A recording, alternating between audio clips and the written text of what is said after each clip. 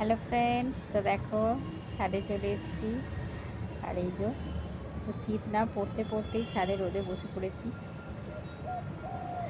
তো দেখো এমনিতেই শরীরটা ভালো নেই, তো একটু রোদে বসে আছি, বেশ ভালোই লাগছে। আর রান্নার আজকে সেরকম একটা ঝামেলাও নেই। তো